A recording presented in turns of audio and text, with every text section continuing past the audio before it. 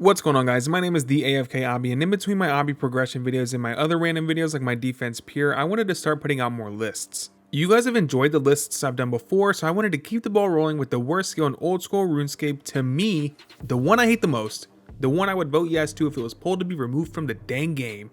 Mining. Welcome to the top 5 mining methods on Old School RuneScape in the year 2023. Real quick, if you're interested, please feel free to stick around after the top 5 to hear an interesting history about the mining skill in Old School RuneScape.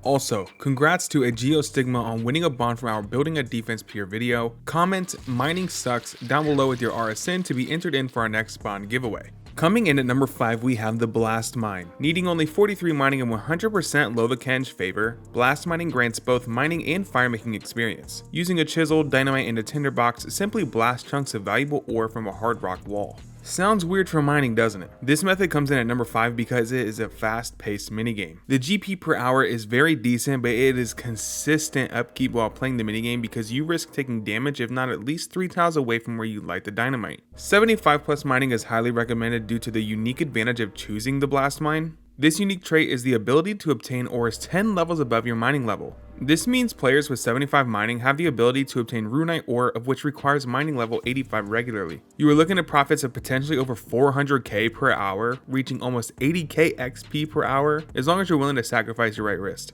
Or for left-handed people, I honestly don't know. I'll go ask my dad or something. Who's left-handed? Let me know in the comments down below how you use a mouse, because I don't think I've ever seen a left-handed person use a computer.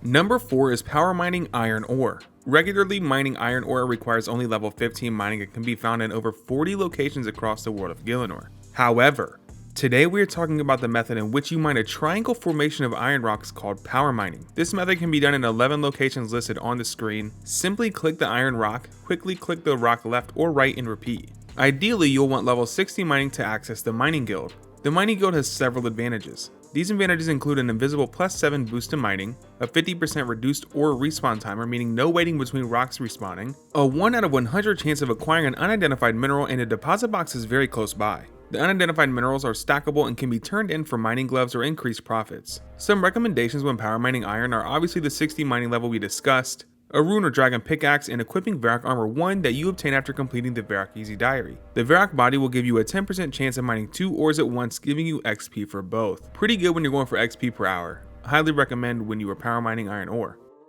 For number 3, we have mining Amethyst. Amethyst is a type of mineral mined from amethyst crystals. Amethyst is also the type of mineral to give you less than 20k XP per hour when mining. The reason it is at number 3, however, is because it is so darn AFK and you can reach up to 400k GP per hour mining these pink babies. This method does require mining level 92, of which is the highest possible level needed when mining rocks. Some players also take a chisel and craft amethyst bolt tips at crafting level 83, amethyst arrow tips at 85, amethyst javelin heads at 87, and amethyst dart tips at level 89 crafting. Recommended items when mining amethyst are a rune, dragon, or crystal pickaxe, Varrock Armor 4, and expert mining gloves. Having expert mining gloves equipped gives a 25% chance that the amethyst crystal will not be depleted. You can obtain these gloves via trading in unidentified minerals. 60 unidentified minerals for mining gloves, 120 for superior mining gloves, and 60 more unidentified minerals to combine the two, totaling 240 unidentified minerals. All for expert mining gloves. Worth it to me, baby.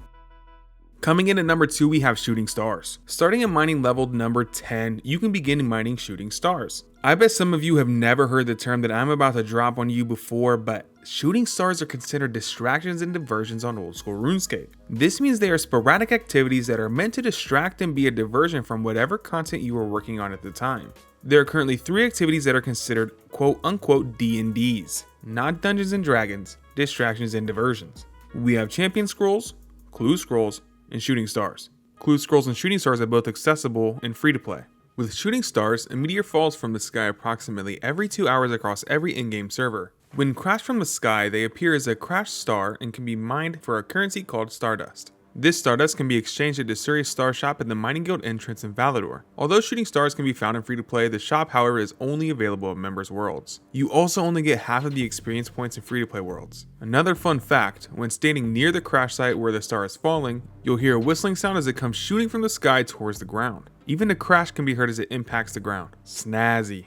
Snazzy. Crash stars come in sizes 1 to 9 when you prospect them. Each tier has a required mining level. Tier 1 star requires 10 mining, tier 2 level 20 mining, tier 3 level 30 mining, and so on until tier 9 requiring mining level 90. This makes solo mining a shooting star ideal. You get all of the Stardust and all of the XP all to yourself. Mining a tier 9 star all the way down by yourself will net you 2,930 Stardust and 78,110 experience. That's a lot of Stardust, that's a lot of XP, guys. Do this by finding your own star via a telescope in a study room inside of a player owned house. It doesn't even have to be your own house. You can hop to world like 330, which is the party world, and you can use someone else's house. But let's quickly talk about what Desuri has in stock at the star shop we spoke about earlier. First is the soft clay pack for 150 Stardust. Then you have the bag full of gems for 300 Stardust. These are great to get as a moneymaker because each pack averages out to be around 23,000 coins. Star fragments are 3,000 Stardust each, and these are neat because they recolor a piece of your prospector outfit into a golden variation. I'll show that on screen.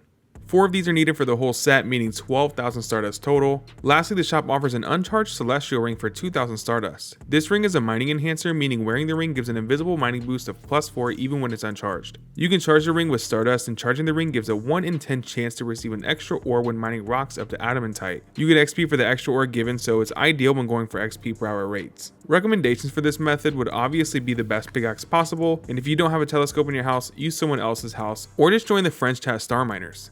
Be aware when you do join the French chat star miners, it's going to be nice because you're going to find a lot of stars often, but you're going to be surrounded by so many other players, so you're not going to get a lot of Stardust like we talked about earlier, and obviously we'll be sharing that XP alongside the other players.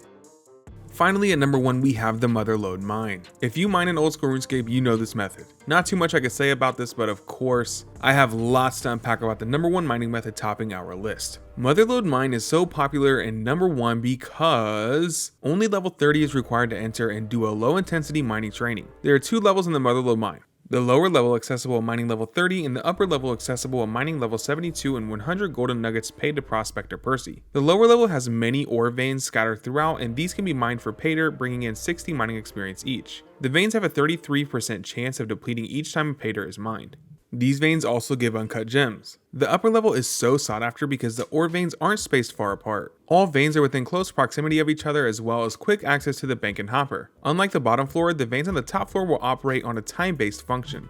These veins will deplete 15 to 27 seconds after the first successfully mined pay dirt. After getting pay dirt, deposit the pay dirt into the hopper and begin the cleaning process. Pay dirt cannot be banked. The water will flow and the pay dirt will be cleaned and turned into ores or golden nuggets deposited into the sack. Each ore has a mining requirement. Coal requires 30 mining and so does the golden nuggets. Gold ore requires 40 mining, mithril 55, adamantite 70, and rune ore 85 mining. Once the ores are cleaned, you get a bonus mining experience shown on the table. Using the upper level and a rune or higher level pickaxe, you can expect up to 54,000 XP per hour and over 300,000 GP per hour. Lastly, let's talk about the rewards you can purchase with golden nuggets. Not in the shop, or buying access to the upper level from Percy like we mentioned before, and upgrading the pay dirt sack the ores are deposited into. The standard sack holds 81 ores, the upgraded sack holds 162 ores. In the shop, we have the soft clay pack sold for 10 golden nuggets, the bag full of gems sold for 40 golden nuggets, the gem bag for 100 golden nuggets, and the coal bag for 100 golden nuggets as well. The gem bag holds 60 of each uncut gems.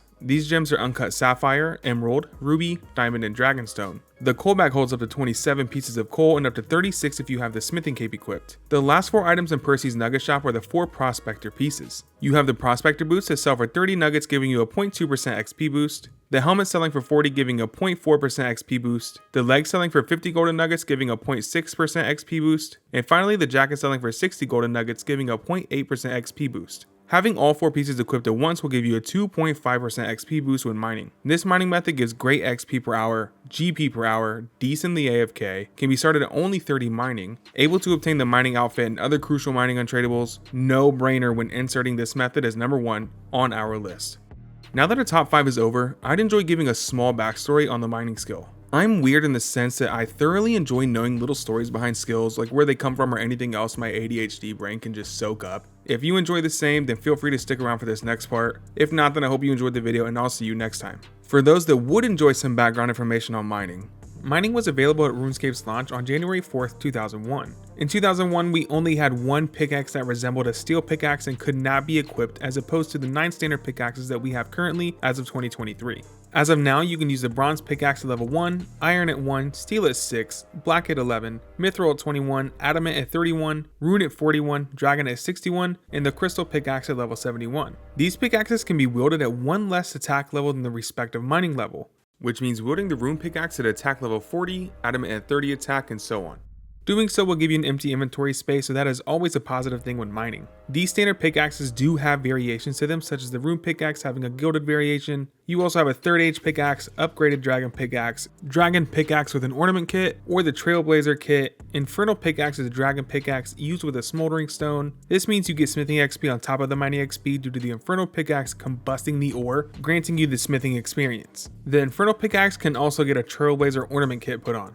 Some big mining updates were in 2003, the metal pickaxes were added into the game, and RuneScape received a large graphical update in 2004. Random events were also added in 2004 for mining. These random events included the pickaxe heads falling off and broken pickaxes, but it was absolutely not perceived well by the community. I'm telling you firsthand, nothing worse, except for maybe trade getting limited and no wilderness, but that's a different conversation. And it really sucked for people who enjoy being AFK. If you know what I mean, you know what I mean. It sucked. In 2006, granite in the desert quarry became the fastest mining XP per hour in the game. In late 2009, the dragon pickaxe was finally added into the game, and in November 2014, the crystal pickaxe was added to the game. Players used to be able to select the option prospect with or without a pickaxe to learn which ore was in the rock, but with recent updates, we can simply examine the rock. Or you can hold your mouse over the rock and it will let you know. That easy. Quality of life around mining is easy, but I cannot stand this skill. There is something about it. What did you guys think about the video? Did you enjoy the history of mining I tagged in at the end? Let me know in the comments down below, and I hope the rest of your day or night goes absolutely amazing, and I'll see you guys next time.